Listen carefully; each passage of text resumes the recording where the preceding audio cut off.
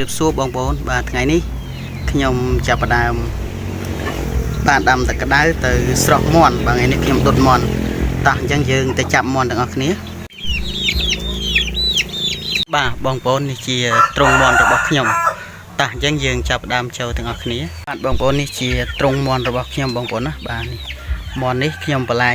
ពេលល្ងាចទុកឲ្យវាស៊ីសត្វល្អិតឬក៏ចំណីផ្សេងបាទ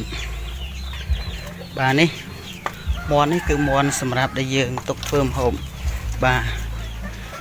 នេះក្នុងនេះមានទ្រុងមួយទៀតបាទមាន់នេះគឺយើងទុកសម្រាប់យកទៅបរិភោគអីទៅកុំឲ្យពិបាកចាប់បងប្អូនបាទពេលយប់គឺភ្លើងសូឡានេះវាភ្លឺដោយខ្លួនឯងបងប្អូនបាទតោះអញ្ចឹងយើងចូលដល់កន្លែងមាន់ហើយតោះបងប្អូនអញ្ចឹងយើងចាប់ផ្ដើមចាប់មាន់ទាំងអស់គ្នាបាទបងប្អូននេះមាន់ខ្ញុំចាប់បានហើយបងប្អូនបាទតោះអញ្ចឹងយើងចាប់ផ្ដើមទៅអាកវាបាទបងប្អូនអាករួចរាល់ហើយតោះ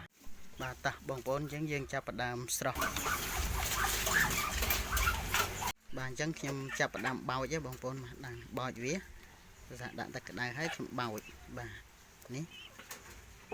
បាទបងប្អូនឥឡូវនេះចាប់បោចរួចរាល់ហើយបងប្អូនតោះអញ្ចឹងយើងចាប់ផ្ដើមវះបាទរួចរាល់ហើយបងប្អូនតោះអញ្ចឹងយើងចាប់ផ្ដើមប្រឡាក់គ្រឿងវា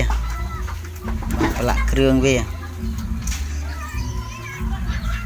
គ្រឿងរួចរាល់ហើយតោះយើងចាប់ផ្ដើមយកទៅ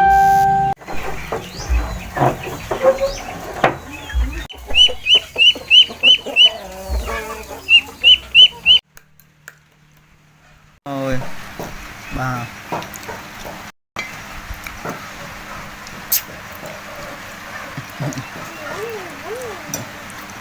ពេលដាក់គ្រឿងអញ្ចឹងខ្មៅថតអញ្ចឹងដូច